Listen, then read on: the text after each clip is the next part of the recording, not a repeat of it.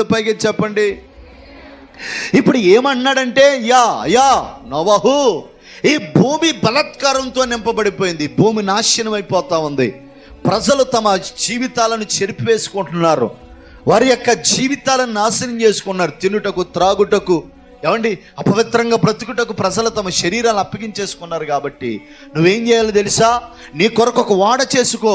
ఎందుకంటే నీ ద్వారా నేను మరల ఒక క్రొత్త సృష్టిని చేయబోతున్నాను. ఆమేన్ చెప్పండి. చిచ్చి బాగా చెప్పాలి. అసలు ఎందుకు నోవాహుకి ఆ ప్రత్యక్షత వచ్చింది? ఎందుకు నోవాహుతో దేవుడు మాట్లాడాడు? ఎందుకు నోవాహుతో దేవుడు ఆ దర్శనాన్ని ఇచ్చాడంటే, ఆ పైన చెప్తే నోవాహు అంట దేవుని బిడ్డలారా నీతిమంతుడిగా బ్రతికాడంట, యథార్థవంతుడిగా బ్రతికాడంట.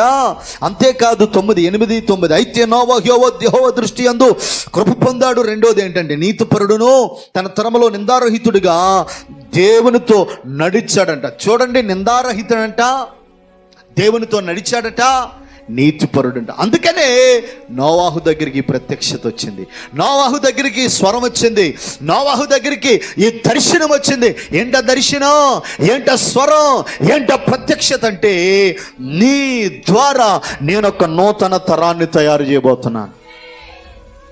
అయితే ఈ నూతన తరాన్ని తయారు చేస్తాను కాబట్టి నువ్వేం చేయాలంటే ఒక వాడను కట్టాలి. నేను చెప్తున్నాను, చేస్తున్నాను. దేవుని బిడ్డలారా, దేవుడు నీ తర్వాత నీ పిల్లలని ఆశీర్వదించబోతా ఉన్నాడు, దీవించబోతా ఉన్నాడు, హెచ్చించబోతా ఉన్నాడు. ఒక పరిశుద్ధ తరాన్ని, ఒక నీతిమంతమైన తరాన్ని దేవుడు నీ తర్వాత తయారు చేయాలనుకుంటున్నాడు. అయితే నువ్వేం చేయాలో తెలుసా?